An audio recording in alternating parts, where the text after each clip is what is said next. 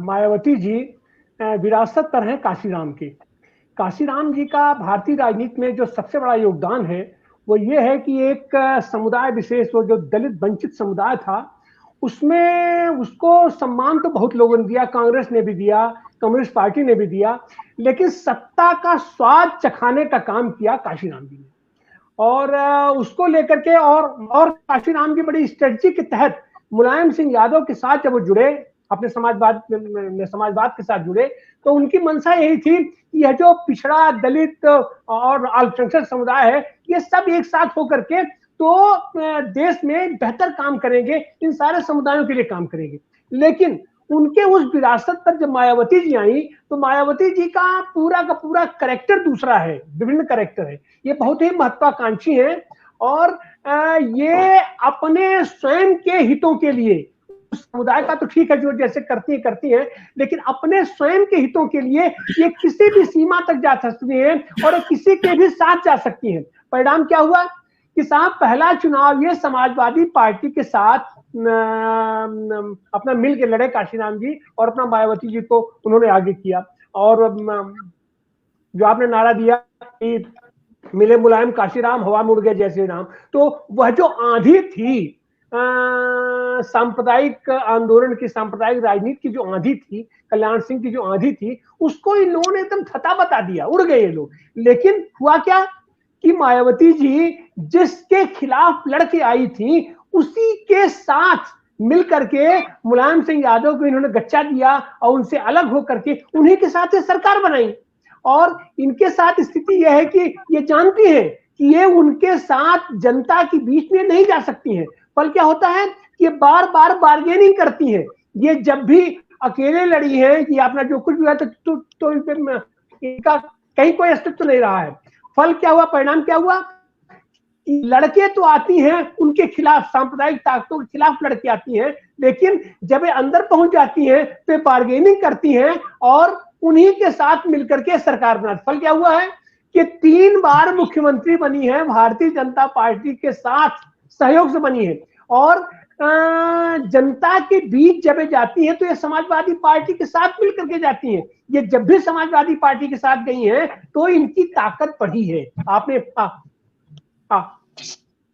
देखा, पिछली बार देखा, उसके बाद ये शून्य पर चली गई थी। और माननीय अखिलेश यादव जी ने इनको जितना सम्मान दिया, माननीय बुआ जी कह के, और जितना सम्मान दिया, हमको नहीं लगता है कि इनको कोई भी राजनीतिक दल उतना सम्मान दिया होगा आज तक। लेकिन इन्होंने किया क्या साहब कि साहब ये चूंकि समाजवादी पार्टी के साथ रह करके इनका हित साधन, इनकी महत्वाकांक्षा की पूर्ति नहीं हो पाती है। और जैसा अभी हमारे कुछ साथियों ने बताया कि ये तो देती है और अपने आर्थिक साम्राज्य को बचाने में आज की तारीख में लगी हुई है।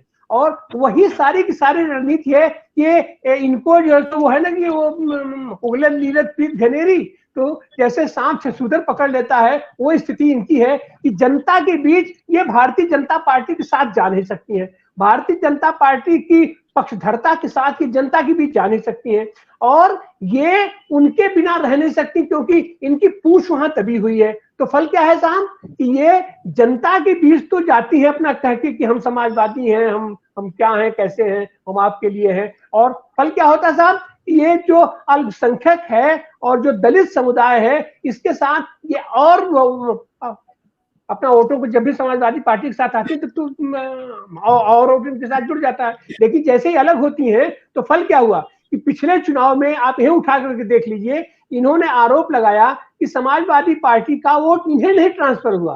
अरे उन्हें नहीं ट्रांसफर हुआ तो सुनना से 10 तरह, अब वो तो अलग की बात है, अपना क्या हुआ कैसे हुआ, अब उनको तो बहाना चाहिए था। उनको किसी तरीके से समाजवादी पार्टी चूंकि उत्तर प्रदेश में या पूरे देश के पैमाने पर समाजवाद, लोग समाजवादी सिद्धांत ही इनसे टक्कर ले रहा है, इसलिए भारतीय जनता पार्टी की यह रणनीति है कि वो जैसे भी हो समाजवादी लोगों में तोड़े, समाजवादी ये सिद्धांतों के बीच में उस आंदोलन में जो भी लोग जुड़ पा रहे हो उनको अलग छिटकाया जाए, उनको अलग रखा जाए। फल क्या हुआ, ये उसकी बार बार मुहरा बन रही है। अब परिणाम क्या हो रहा है उसके बाद कि इतना निश्चित है कि मायावती का राष्ट्रीय स्तर पर इनका प्रभाव है, इसमें कहीं कोई दो राय नहीं है। उत्तर प्रदेश तो है ही है, राजस्थान में भी इनका थोड़ा प्रभाव है, मध्य प्रदेश में भी इनका प्रभाव है, पंजाब में भी इनका प्रभाव है, छत्तीसगढ़ में भी इनका प्रभाव है। और निर्णायक दौर में 1% आधा परसेंट वोट भी बहुत मायने रखता है, और उसी वोट को इकट्ठा न होने पावे, भारतीय जनता पार्टी इनके ऊपर तरह तरह से चाबुक चला करके या फिर रणनीति करके इनको अलग करने की कोशिश कर रहा है।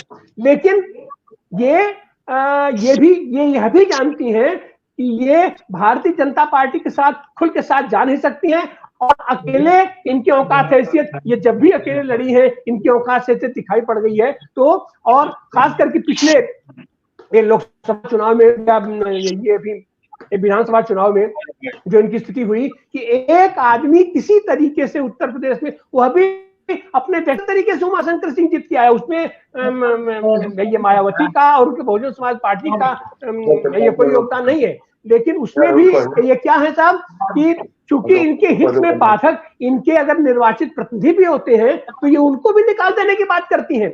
लोकसभा के अंदर, सदन के अंदर इनका समाजवादी पार्टी का लड़ने वाला एकमात्र जो सबसे लड़ाकू योद्धा माना जाएगा वो था दानिश अली। दानिश अली के साथ जिस तरीके का कुकृत्य किया गया, जिस तरीके से उसे अपमानित किया गया, जिस तरीके से सदन के अंदर उसके साथ व्यवहार हुआ, मायावती जी को तो उसके साथ खड़ा होना चाहिए था, लेकिन ये उसके साथ खड़ा नहीं हुई। वहां तक तो ठीक है साहब, उसको उल्टे उनको दंड दिया, अपने दानिश अली को उसको निकाल के बाहर कर दिया।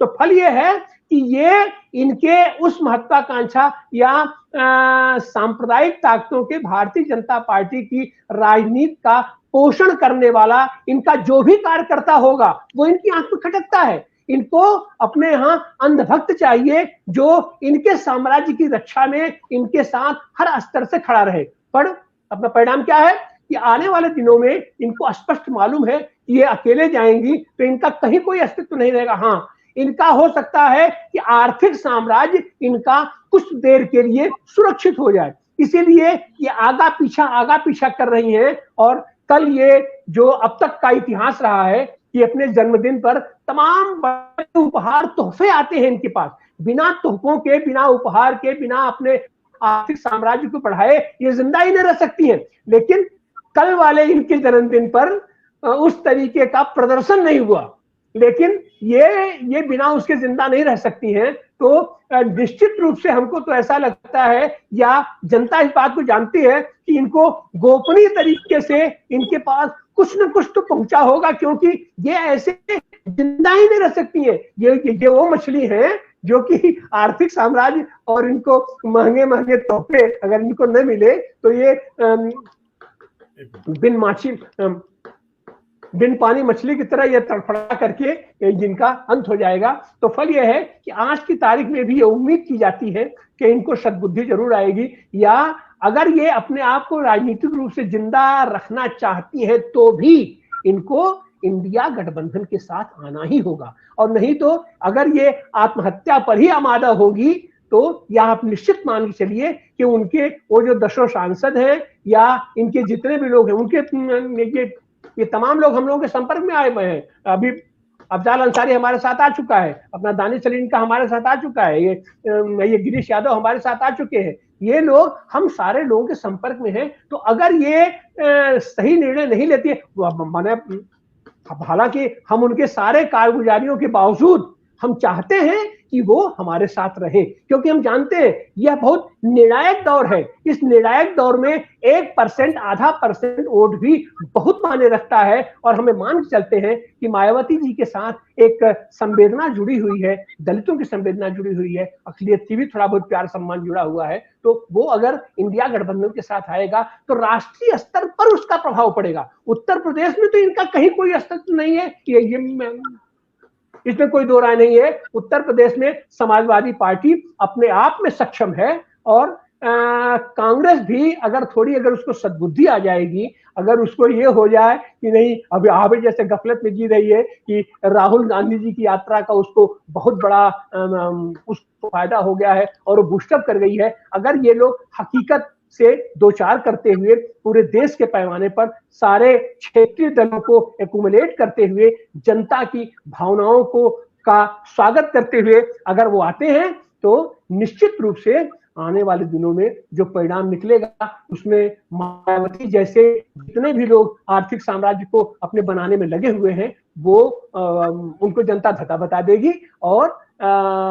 इस सांप्रदायिक ताकतों से निजात बिल्कुल मिल पाएगा और हम समता मूलक समाजवाद केंद्रित सरकार को स्थापित कर पाने में सक्षम होंगे। उसके लिए जाहिर सी बात है नीतीश कुमार जैसा आदमी जो भारतीय जनता पार्टी के साथ लग करके कितनी मेहनत कितनी शिद्दत के साथ अपनी राजनीति खड़ा किया, लेकिन वो भी खुल करके और ऐसे सारे लोग आ रहे हैं भारतीय जनता पार्टी के अंदर भी जो ऐसे लोग घुटन महसूस कर रहे थे वो सब लोग आ रहे हैं। ऐसी हालत में हम तो उम्मीद करते हैं अभी भी कि मायावती जी को सद्बुद्धि आएगी और हमारे साथ आएंगी, और अगर वो नहीं भी आती हैं तो हमको नहीं लगता कि उनका कोई बहुत प्रभाव पड़ने वाला है भारतीय राजनीति पर। वो भारतीय राजनीति के हाशिए पर चली जाएंगी, शून्य में चली जाएंगी, जो स्थिति उनकी पिछले दिनों हुई। आप सारे साथियों का बहुत बहुत कैंडिडेट नहीं जी। अतर भाई कुछ कहना चाह रहे हैं?